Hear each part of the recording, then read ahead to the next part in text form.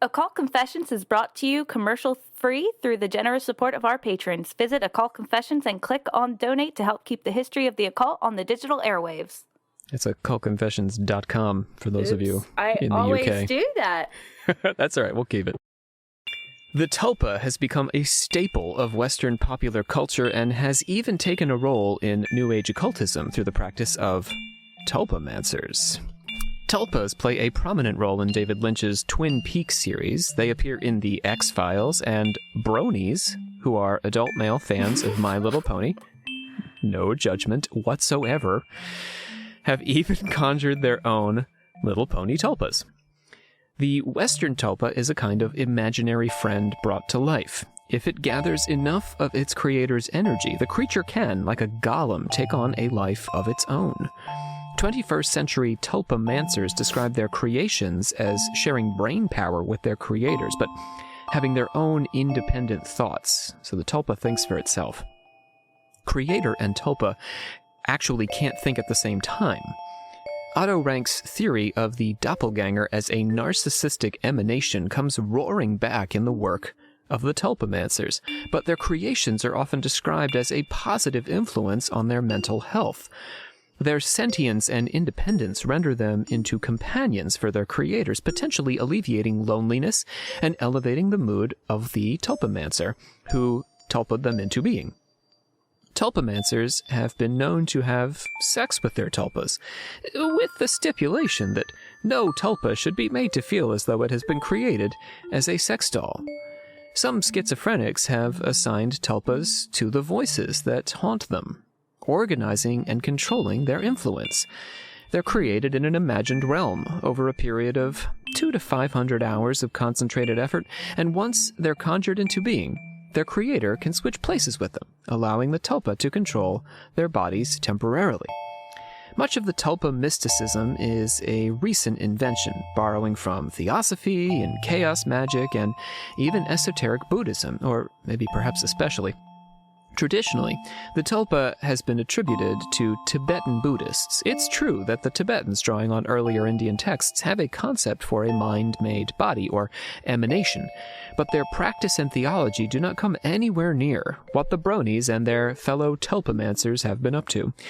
The term tulpa is itself a Western invention, and the way it's practiced by New Age tulpamancers is best understood as a Western theosophical practice loosely inspired by Tibetan Buddhism. Today, on Occult Confessions, we try and make sense of the tangled history of the tulpa. You may recognize that laugh every time I say the word brony, now Savannah. That is Savannah Verrett, sister of the 84th. I just never thought that I would hear, like, Tibetan monks and bronies in the same sentence. And that they're, like, doing the same sort of magic. And it's fun. Well, I mean, I guess they're doing the same sort of magic in the way that, you know, the people on the Great British Baking Show are doing the same sort of magic as I am in my kitchen. There's a vast difference, really, in what's happening. But, yes, this episode will bridge the two. We'll bridge the brony and the Tibetan monk. Finally. At long last, the Dalai Lama gets his connection to the brony. So before we get into this, Savannah, you teased me a little bit last night with the notion that you have your own tulpa story. Well, now that you explain it a little bit more, I don't think I do. Well, what did you think? This is Olivia's fault. But okay. I don't remember if we told you about, like, my weird stalker thing that I had for a bit. That's right. Savannah had someone who was sort of sending anonymous messages. Yeah, for a long time, for years. And we never figured out who it was. And Olivia at one point was like, maybe it's a tulpa. And I'm like, what is that? And I looked into it and I'm like, oh my God, I created my own stalker. But it was really weird. Like, they were texting me all the time.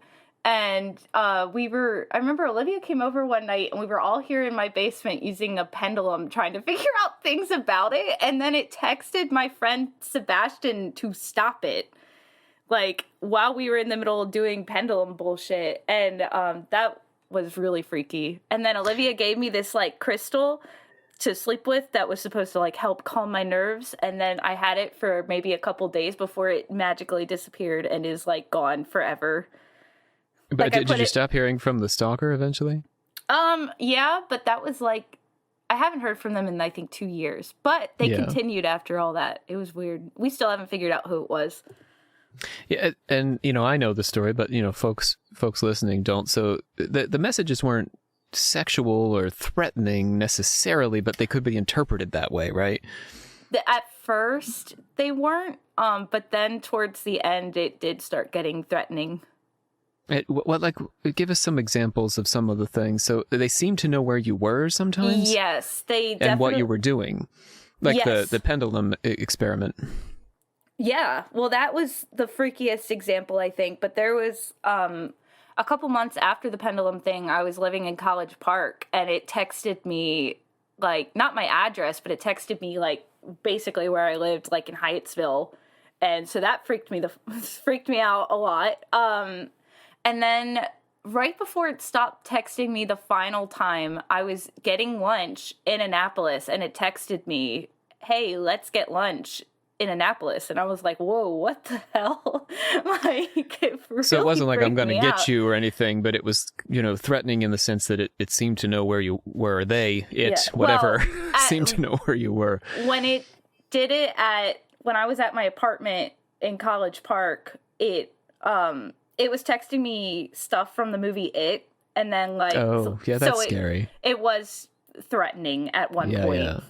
Yeah. Like, it was like, you'll float too, and they were sending like pictures of dead people, and like, yeah, it got really weird. I would say that's not a tulpa. Yeah, okay. No, I mean, well, I don't know. Olivia was the one who put that idea in my head, and I didn't do a lot of research into it, so it wasn't... I was just like an entity you created, and I was like, this thing doesn't seem real, so... But yeah, I think it might I guess have been it's an conceivable. A tulpa gone crazy. Tulpa gone mad. Tulpa gone mad. No, I think it might have been an ex-boyfriend, but we don't know. Okay. Yikes. Even worse. Let's pledge it out. We, the members of the secret order of alchemical actors, do solemnly commit ourselves to a full and honest telling of the history of the occult as far as we know it. Yeah, Savannah is flying solo today, in part because we're back to remote recording, and this is just a bit easier for me. And I decided Savannah would be a good choice for this episode, because as I said to her in an exchange we had last night, and this is tough competition among the alchemical actors, but I believe Savannah may be the most pop culture informed of the group. Do you think that's fair, Savannah? I feel like that's fair, but also, like, last night when you said that, I was so afraid that I'm like, I'm not going to know anything about what he's talking about tomorrow. Now that he said that.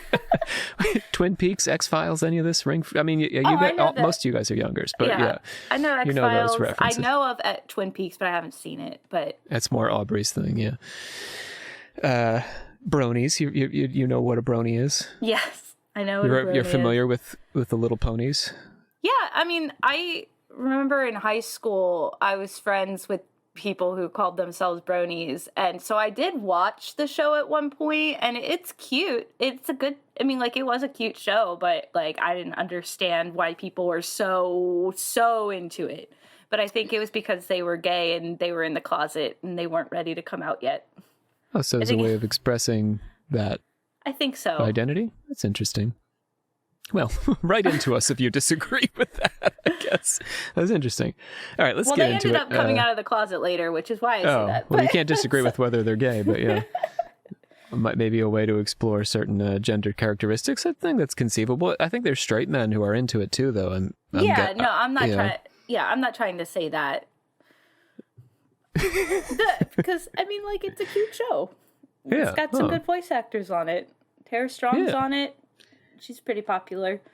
See, you know these things. I don't know these things. I haven't seen My Little Pony since the 80s, so I have no concept of what it's... I've seen the illustrations. I know that they look very different than they did in the 80s, but... Yeah. They're a bit more, I don't know, Japanified, maybe. Yes. Yeah. A bit more anime. Yeah, they do look a lot more anime. So, I'm going to ask you to make any sound you want to open the Order of Confessors. Go. Okay, fair enough. Let's welcome some patrons. We have Devin P. and single letter R. I'm delighted by R. Welcome, R. Samuel. Welcome, both of you. Oh. Not Samuel, but Samuel. Samuel A.M., Deidre H., Charles J., Thaddeus G., and Emil B. So you thought we were done at 2, Savannah, but I did. That's our list today. That's awesome. Welcome. Also, want to acknowledge Katie C. for the pledge bump. Get in some reviews here. We have Dude, best podcast ever. Thank you, Dude. Shakes Fist at the Sky is the name of our reviewer, which is delightful. Listens to a lot of witchy and magic podcasts. Likes us best. Thank you. Aww, Excited every time we come out with an episode. And I'm going to guess that when we come out with an episode, Shakes Fist from the Sky puts down the fist. Right? Briefly to listen, and then puts the fist back up. It's good work you're doing. Yes. Shakes fist at the sky. Right? I think we all can feel that. We need people out there shaking their fist at the sky. Mm-hmm. Just to make us feel a little better. Ed, let me see, D1OS says or 0S says we're educative, entertaining, and charismatic, coining some terms there, and I love it. I want to point out to folks that Luke and I appear, or I guess you can't appear on an episode in podcast world. How do you appear orally? I don't know. I think appear is a fine word to use. We feature in episode 111. That would be good. 111 on Black Mass Appeal, our friends over at Black Mass Appeal, and we're posting a Patreon podcast special for our patrons on Fallen Angels, sort of a follow-up to our appearance on Black Mass Appeal.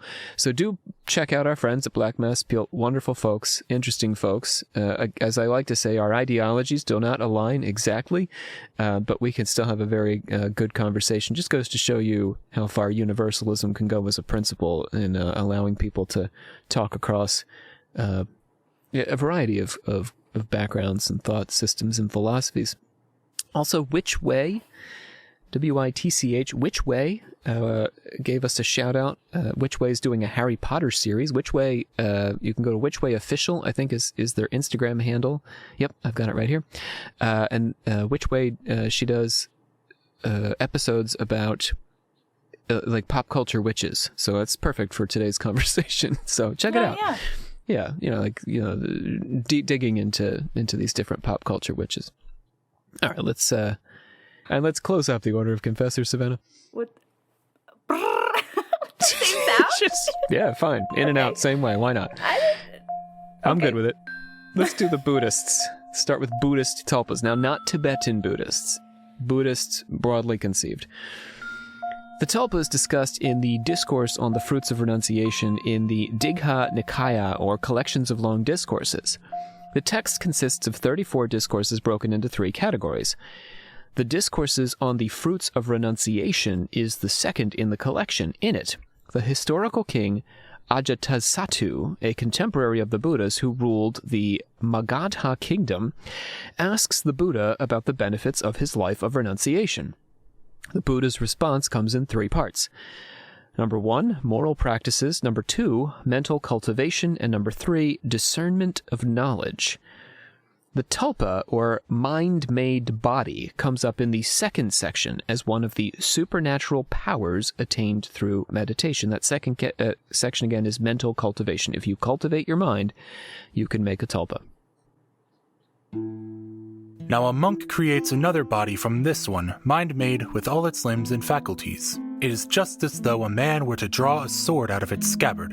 He might think, this is the sword, this is the scabbard. The sword and the scabbard are different, but the sword was drawn from the scabbard. In just the same way, the monk creates another body from this one, mind-made with all its limbs and faculties. This double or replica does exactly as its creator does and can be sent to visit the heavenly realm of Brahma. The Buddha demonstrated this ability by shooting fire and water from opposing parts of his body in what is called the twin miracle. That's pretty badass, am I right? Yeah, like out of his hands, or... It just says out of opposing parts of his body, so it could be, I guess, his head and his feet, or I guess could be left and right hand. That was my first thought too. Yeah, that's pretty cool, though. Yeah. After this elemental display, the Buddha produced a double. Here comes the tulpa. Akin to the mind-made body is the power to multiply. I'm quoting here, being one, he becomes many. Being many, he becomes one. In an alternative vision of the twin miracle, the Buddha filled the sky with doubles of himself. Imagine that. That's not as cool. That's just a little scary. There's a lot of Buddhist art that has all the, bodhisattvas and Buddhas in the sky. I've got some in my office, actually.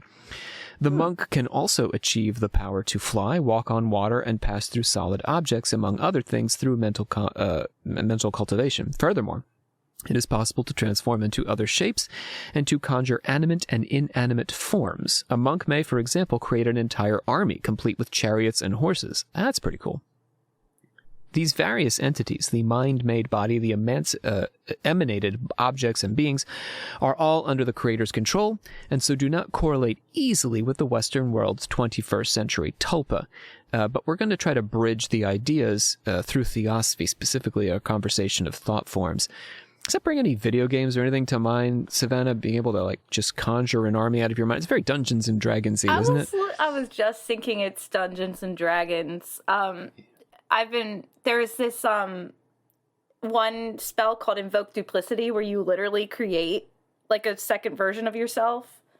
And then, I think it's an actual spell. They use it a lot on Critical Role, which is where I've been watching it or seen that spell. I don't normally play clerics, but yeah. Oh, clerics, the healers, right? See, yeah. I only know this through RPGs. I am not a Dungeons and Dragons person, although I do not shame any of you Dungeons and Dragons people. That's not Many true. of the actors are. Us. I used to shame you, but I can't shame you publicly. But I do know through, Dark Souls and stuff, I'm aware of these various roles. So the healers in these games are the ones who are capable of producing doubles. Yes. Yeah, that's interesting. As far as I know, I haven't played very high-level characters, unfortunately. I haven't seen wizards or sorcerers do Invoke Duplicity, although I'm sure they can eventually. But yes, Jester the cleric does it all the time. And it's like what you were describing. I was thinking of her. Let's get into theosophy. Talking about some thought forms. To get closer to our modern concept of the tulpa, we have to turn to Western occultism. Annie Besant, widely regarded as Helena Blavatsky's successor in the Theosophical Society, and C.W. Ledbetter, who traveled with Henry Olcott through Sri Lanka and wrote over 60 books, mostly on theosophical subjects. They were among the first to articulate a theory resembling the Western notion of tulpas in a book they co-authored on thought forms. Thought forms sort of reminds me of color forms. Did you ever have color forms as a kid? I don't know. They, you cut them out and you can, slap them on things. Color forms. Yeah, like things you put them on your fridge. They just stick to stuff. No. Anyway. I have no idea what you're talking They're like about. a plastic, they're plasticky, but they're sticky. Not really sticky.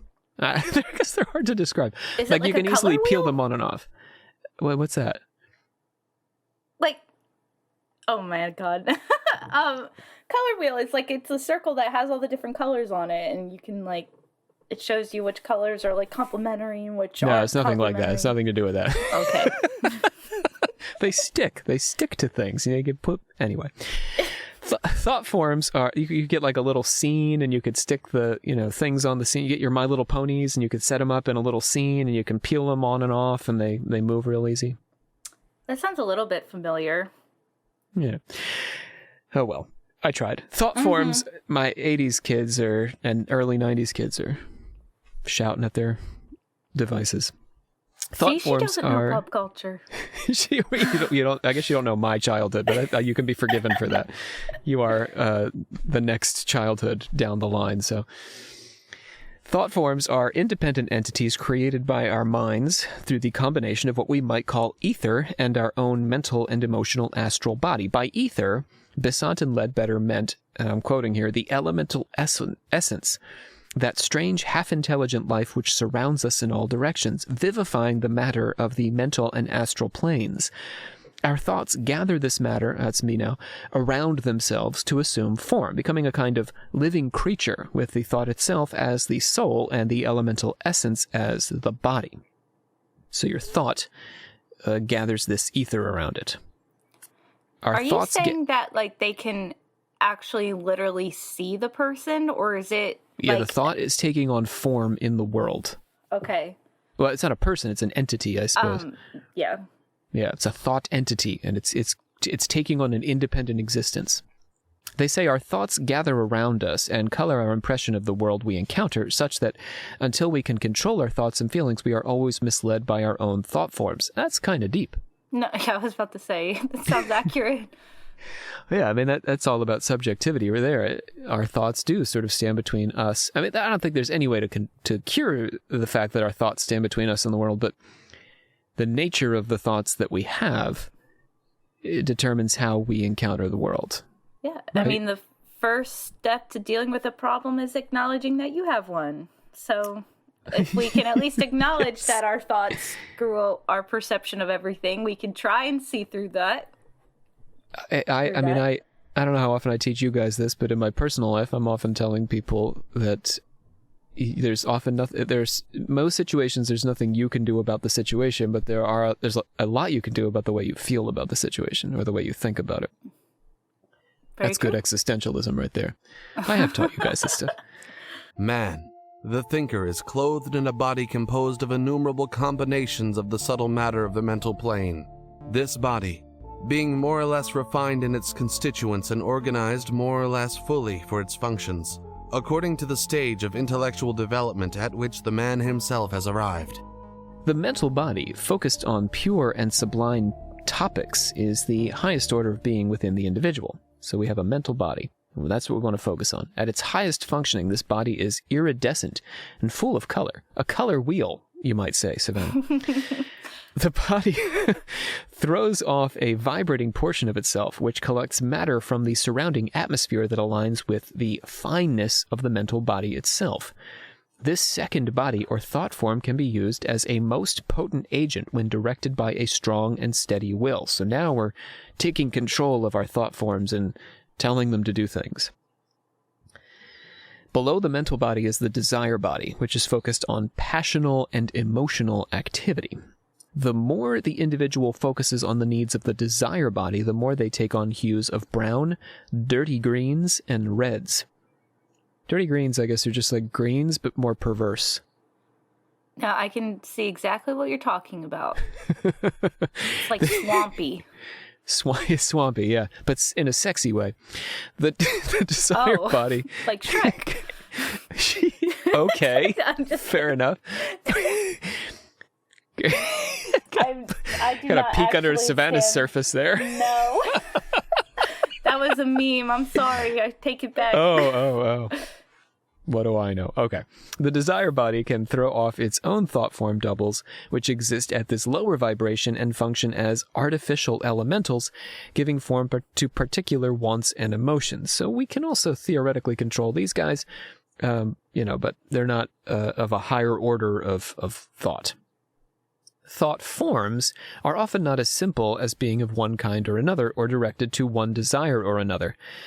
I love this because I think this is just reality. You can't say, there's this desire body and this mental body and some things belong to the mental body and some things belong to the desire body. A lot of existence is between the higher mental, spiritual, and, our lower emotional, passional, right? Like, things are a blend.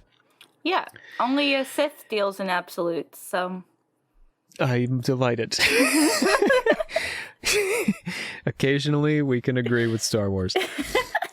Like the thoughts from which they manifest, the thought forms are often complex and multicolored. The quality of the thought determines the color. Also, the content of the thought determines its form. So whether it's more passional or more mental, or the blend of passion and mental, that's the color it's going to be. And then what it's about is the form of the thing. You got me? Yes. So if you're thinking about sex on a higher plane, then you might have, like a red, sexy, swampy green, but also a little iridescent color, because it's blending those two. But, and it's just like boobs and a penis. That's the form. Okay. You got me? Okay. All right. So, if you're thinking about a pony, I don't want to get into that. Okay, so, Oh my god. My first example, I think, is probably more tame than where we could have conceivably gone from it. If you're thinking about Shrek, no. I was about to say we could talk about Shrek. Let's just stick with genitals. It's safer. It's cleaner. Okay. Where were we? Okay, so the content determines its form, quality determines its color, the definiteness of the thought determines its clarity. So, in other words, if you're thinking, about Shrek, real, in a real focused and concentrated way, then you're going to get a real clear thought form that looks like Shrek. But, if you're thinking about Shrek a little bit about ponies, then you're going to get kind of like a murky Shrek. You're not going to see him quite so clearly because you're not focused. It'll be like a pony, but with their little symbol on their butt being an onion. Yeah, maybe so. Yeah, maybe so.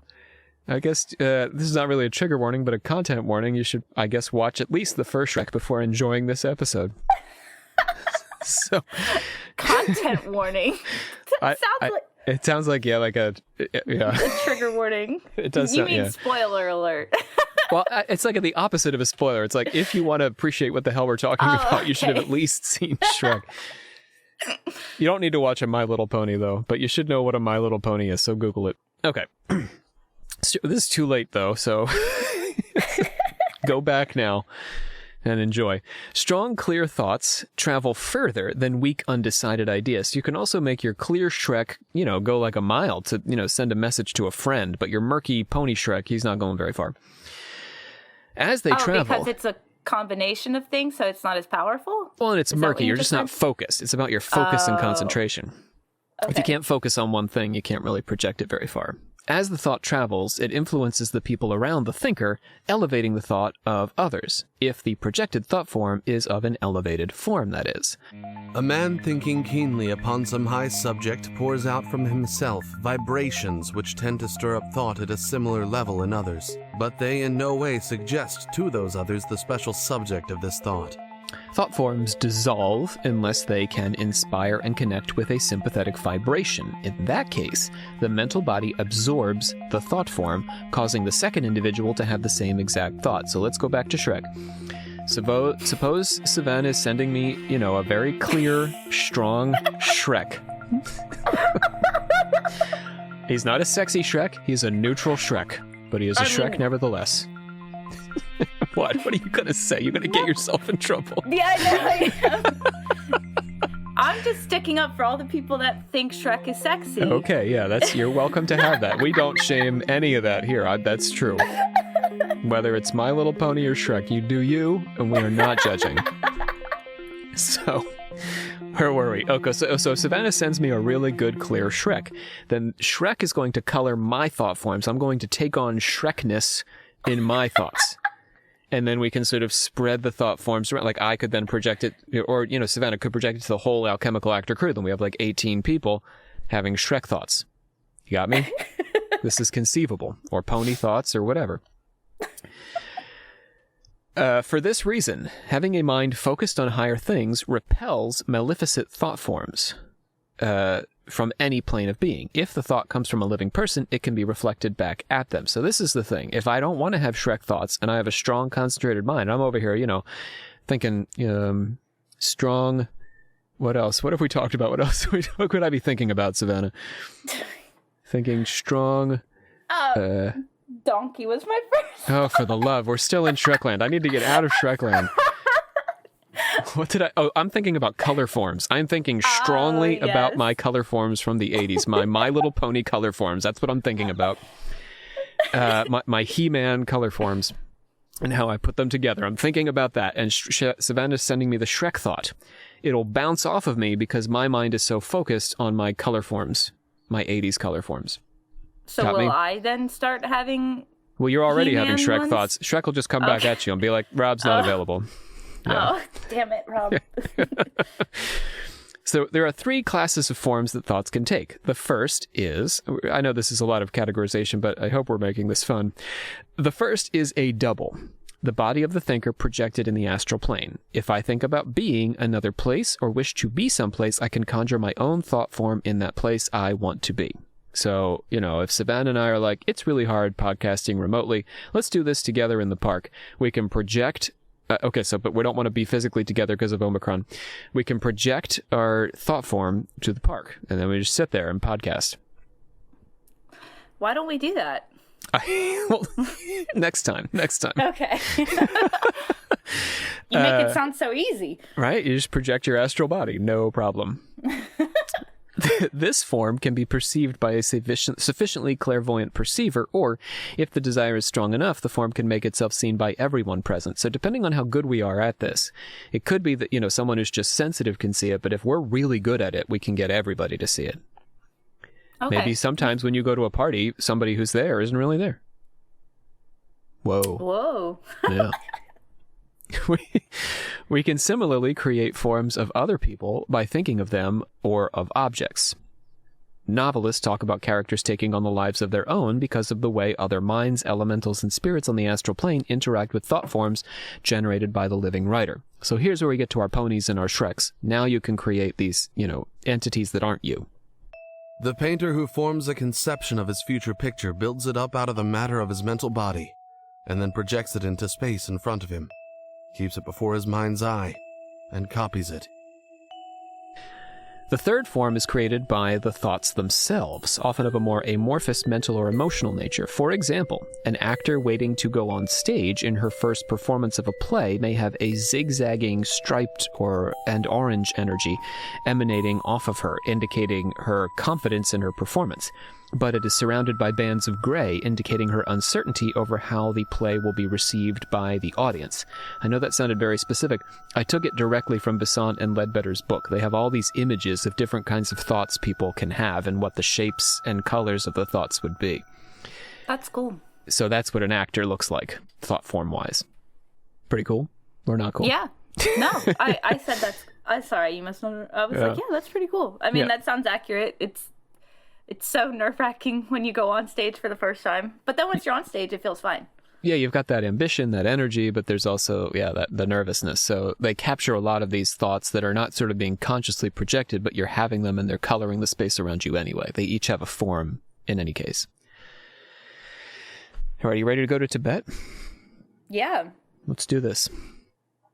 With their thought forms, Besant and Ledbetter express a new iteration of Helena Blavatsky's lifelong project to meld Western occultism with Indian and Buddhist thought.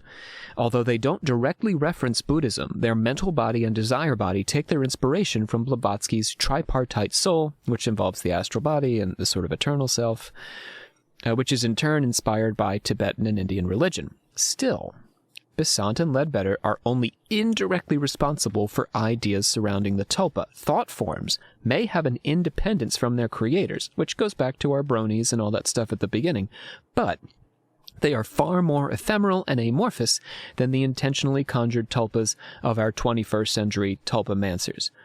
You got me? So does that make sense, Savannah? We're just not quite to the place where you can have your own, friend who hangs out with you and sometimes has sex with you that you imagined into being in your apartment. Yeah, that's probably for the better, too.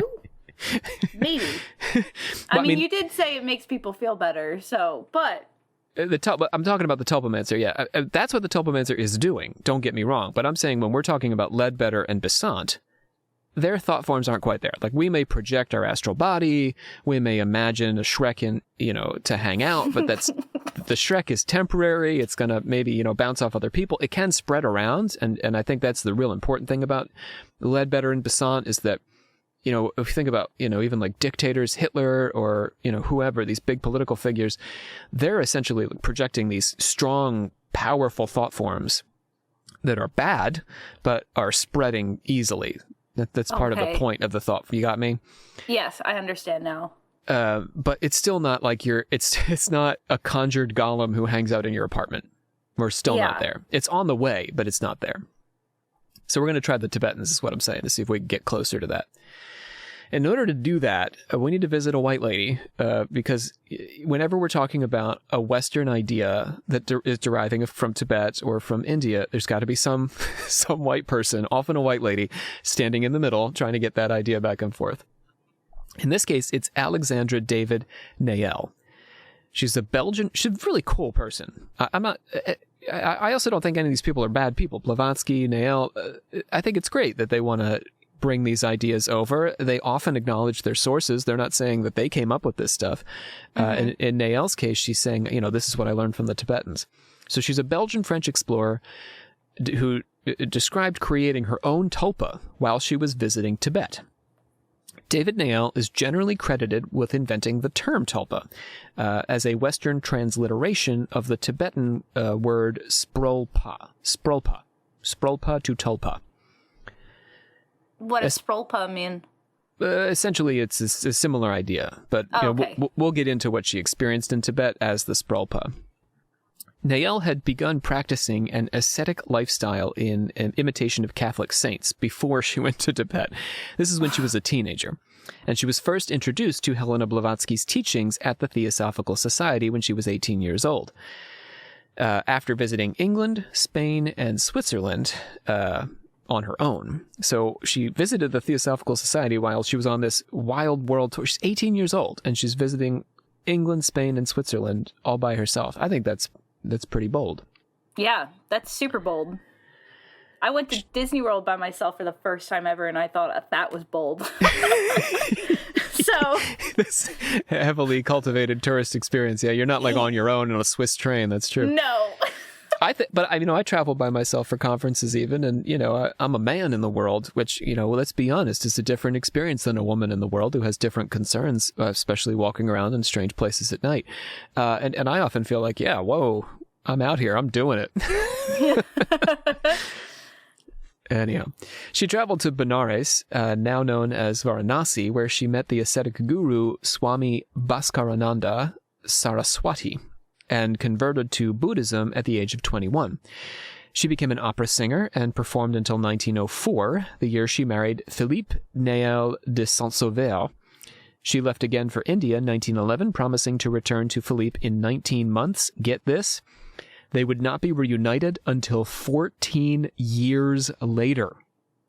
May 1925. Yeah, so you say to your husband, hey, honey, I'm doing this trip. I'll be back in 14 months. I'm going to Disney World to do some exploring. I'll be back in 14 months or 19 months. So, like a year and a half.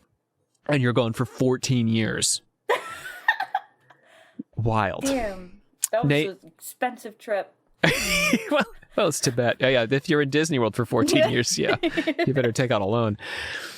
Nayel funded her explorations with her own personal fortune and spent a considerable amount of time living and writing in Tibet. In 1924, she traveled to the forbidden city of Lhasa, which was off limits to foreigners, because the way she got in was she disguised herself as a beggar. After 2 months traveling around Lhasa, though, she was found out because she was too clean. She bathed in the river daily, and so she didn't look like a beggar. She was a clean beggar, and so she fled before she could be captured. The accounts that she returned with were published in 1927, and they included stories of monks' levitations, control of their bodily temperature, and these stories amazed her readers, and they made skeptics all pissed off. Tales of the tulpa surfaced in a few years later in her book Magic and Mystery in Tibet. Okay, I got Savannah here, so she's going to go ahead and give us our David Nayel quote. All right, Savannah. I shut myself in Psalms and proceeded to perform the prescribed concentration of thought and other rites. After a few months, the phantom monk was formed. His form grew gradually, fixed and lifelike looking. He became a kind of guest living in my apartment. I then broke my seclusion and started for a tour with my servants and tents. The monk included himself in the party.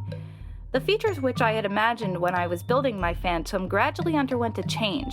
The fat, chubby-cheeked fellow grew leaner. His face assumed a vaguely mocking, sly, malignant look. He became more troublesome and bold. In brief, he escaped my control. Once a herdsman who brought me a present of butter saw the tulpa in my tent and took it for a live llama. I ought to have let the phenomenon follow its course, but the presence of the unwanted companion began to prove trying on my nerves. It turned into a day nightmare. Moreover, I was beginning to plan my journey to Lhasa and needed a quiet brain devoid of other preoccupations, so I decided to dissolve the phantom. I succeeded, but only after 6 months of hard struggle. My mind creature was tenacious of life. There is nothing strange in the fact that I may have created my own hallucination. The interesting point is that these cases of the materialization, others see the thought forms that have been created. This was not Nael's first experience with a tulpa in Tibet, but it was the most powerful since she had created it herself.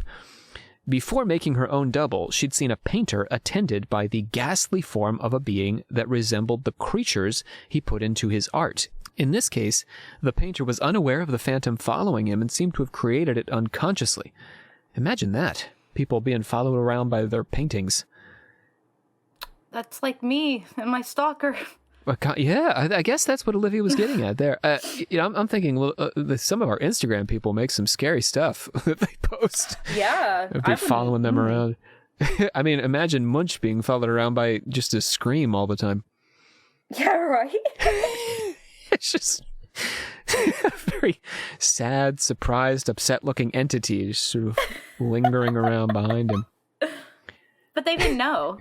So yeah. Somebody be like, hey, there's this weird... Did you know that guy is back there? Screaming? There's a screaming man back there. Or something. Really I don't know if it's a man. Though. Something back there. He's a quiet, screaming thing back there. It's weird. In another instance, a lama had intentionally made a tulpa who resembled him much like a double. These beings can be dangerous because, Nael says, they assume a life of their own once they've attained an adequate amount of vitality from their creator. Polling the Tibetans about this phenomenon, Nael heard various explanations. Some believe that the tulpa had an actual physical presence. Others argued that it was purely psychic and appeared to others because of the way it impressed itself on their minds. Sort of like Meyer's theory of the phantasm of the living, but I think also a little bit like our Shrek that goes around influencing other people's minds if they're not busy thinking about color forms. Nael's tulpa was a product of her extensive travel and study in India and Tibet, but also her reading in theosophy and Western occultism. Besant and Ledbetter's thought forms, as I'm saying, are recognizable, if fairly exaggerated, in Nael's Little Monk. In his article from 2016 on the vogue for Tibetan-style tulpas in postmodern Western esotericism, Ben Joff argues that Nael's tulpa experience was idiosyncratic and heavily filtered through her own Western perspective, but also not entirely off the mark. Tibetan practice involves meditators animating mind-created entities while in a trance state. These entities, or yidams, are meditational deities who the practitioner draws near to themselves in order to receive their blessing. So you sort of focus on a god or a deity, and you have the deity appear to you and come near you and bless you and elevate you spiritually. You got me? Yeah, that's pretty cool. So, sure, I mean, we can see some of this thought form tulpa stuff, albeit in a very different context. Nael's tulpa may have been based in Tibetan-style meditation, but it did not match the complex theological role that tulpas play in the life of the believer. The Dalai Lama, for example, is believed to be an emanation of Chenrezig, the Tibetan bodhisattva of compassion. He said that he may himself emanate his next incarnation while he is still alive. Think about that. The Dalai Lama can tulpa himself into his reincarnation. That's pretty crazy. Kind of. I mean, it's not exactly a tulpa, but you know what I'm saying. Yeah, he can project himself into the next. And that's important politically. Let's bear this in mind, because the Chinese communists who have taken over Tibet and the Dalai Lama is in exile, they've said they're going to name the next Dalai Lama, which essentially means the Dalai Lama is going to be a political tool of the communists. Yeah. So the Dalai Lama is saying, screw that, I'm going to go ahead and reincarnate myself. Yeah. What are you going to do about that? And nobody's going to believe them over the word of that actual Dalai Lama. Right. Spiritual leader. He's trying to work around this problem of when he dies, who gets to name his successor. He's just going to do it himself. It would be inaccurate to call our modern concept of the tulpa in any sense Tibetan, but it would also be dishonest to say that Tibetans had no role in its creation. The tulpa is at heart a Buddhist idea, just as much as it is a theosophical concept. Both schools of thought promote the notion that we as individuals possess a psychic essence that can be controlled by our minds.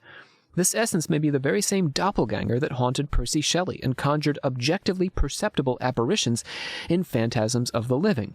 We need not believe that there is anything supernatural about our 21st century tulpamancers to wonder whether our thoughts truly do take on their own energy outside of ourselves, or whether a Westerner in Tibet was followed by one such day nightmare long enough to decide that she needed to consciously dispel it.